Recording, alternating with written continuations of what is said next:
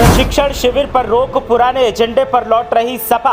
अब 2024 में जीत को कोई रोक ही नहीं सकता, प्लान ऐसा बनाकर किया है तैयार। अखिलेश यादव को कमजोर आंकने वाले हो जाएं सावधान, सपा चीफ चीते की तरह करेंगे वार, एक बार में ही विरोधी हो जाएंगे ढेर। देखिए क्यों प्रशिक्षण शिविर रोका गया और क्या है अखिलेश यादव का अगला प्लान। पूर्व प्रधान कैसे प्रधानमंत्री वाली रेस में भरेंगे फर्राटा।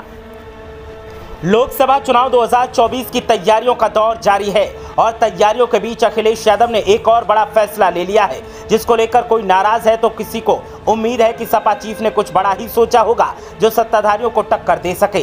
सपा ने बीजेपी के एजेंडे को टक्कर देने के लिए नया प्लान छोड़ पुराना एजेंडा अपनाया है और प्रशिक्षण शिविर पर ब्रेक लगाते हुए बड़ा और अहम फैसला लिया है। इसी फैसले से कई लोग नाराज हैं तो कई लोग अखिलेश के प्लान की तारीफ कर रहे हैं और दाद दे रहे हैं। समाजवादी पार्टी अब तीसरे मोर्चे यानी इंडिया का हिस्सा है और इंडिया का हिस्सा बनने के बाद ही पार्टी ने पुरानी नीतियों को फिर से नए कलेवर में लागू करने का प्लान तैयार किया है। अखिलेश यादव की कोशिश है कि वो नेताजी की नीतियों पर चले और पार्टी को मजबूती दें। सपा के राष्ट्रीय अध्यक्ष अखिलेश यादव लोकसभा चुनाव 2024 की तैयारियों में जुटे हैं। 80 लोकसभा सीट पर प्रशिक्षण शिविर के जरिए कोर कैडर मजबूत करने का प्लान तैयार किया गया था। शुरुआत गोला गोकर्णनाथ और नैमिषारण्य से हुई थी। अखिलेश यादव खुद कार्यकर्ताओं के बीच पहुंचे थे। इसके बाद हरदोई में आयोजन होना था लेकिन शिविर नहीं लगा। 42 दिन बाद भी अखिलेश के दौरे को लेकर कोई सुगबुगाहट नहीं है। वहीं अब सपा पीडीए और जातीय जनगणना की डिमांड के साथ अपने पुराने एजेंडे के साथ आगे बढ़ रही है। दूसरी तरफ बीजेपी जनसंपर्क अभियान के जरिए 5 करोड़ लोगों तक पहुंचने का दावा कर रही है। बीजेपी के हिंदुत्व एजेंडे को टक्कर देने के लिए सपा ने नैमिषारण्य और गोला गोकर्णनाथ में प्रशिक्षण शिविर करके पूरा माहौल बनाया। 5 और 6 जून खीरी और 9-10 जून को सीतापुर में पार्टी के 2 दिवसीय कार्यक्रमों में अखिलेश यादव भी मौजूद रहे। अखिलेश ने लोक जागरण यात्रा की शुरुआत भी की थी। दूसरी तरफ बीजेपी ने सभी 80 लोकसभा सीट पर सांसद, मंत्री, विधायक और कार्यकर्ताओं को सड़क पर उतार किया।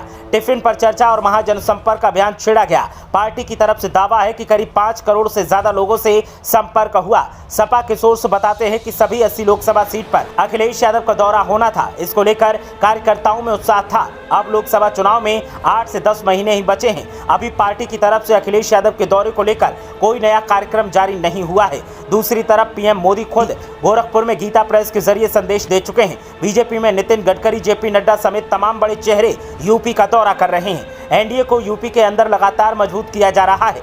दावा पूरी 80 सीट जीतने का किया जा रहा है। अखिलेश यादव ने 2012 के चुनाव में बीएसपी सरकार के खिलाफ रथ यात्रा और फिर साइकिल यात्रा निकाली थी। विधानसभा चुनाव में पूर्ण बहुमत से सपा की सरकार प्रदेश में आई थी और अखिलेश यादव पहली बार मुख्यमंत्री बने थे। सपा को 2017 के विधानसभा चुनाव में कांग्रेस से गठजोड़ के बाद भी कुल 54 सीटें ही मिल पाई थी। इस बार समाजवादी पार्टी ने सत्ता में वापसी के लिए 2022 में विजय रथ निकाला था। इस यात्रा से सपा सत्ता में तो नहीं आ सकी लेकिन पार्टी की सीटें 2 गुना हो गई थी। सूबे में 111 सीटों पर समाजवादी पार्टी पहुंच गई।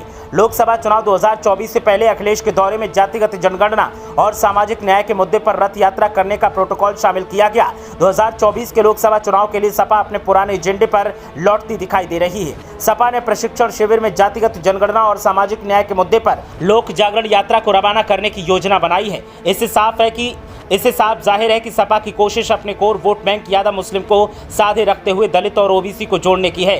2012 में सपा के वोट प्रतिशत में बढ़ोतरी हुई थी, इसीलिए पहला टारगेट इस 36% वोट को सुरक्षित रखना है। सपा जाति के इर्द गिर्द 2024 का चुनावी एजेंडा सेट करना चाहती है। इसके लिए सपा प्रमुख जातिगत जनगणना और सामाजिक न्याय के रास्ते पर आगे बढ़ने का फैसला कर चुके हैं। ऐसा इसलिए क्योंकि सपा की यादव परस्त छवि ने ओबीसी दलित समुदाय की जातियों का विश्वास खोया है। ऐसे में सपा अब जातिगत जनगणना की मांग को उधार देकर ओबीसी की राजनीति को दोबारा से खड़ी करना चाहती है ताकि बीजेपी के हिंदुत्व कार्ड का सामना किया जा सके। Bureau report, Saifai live.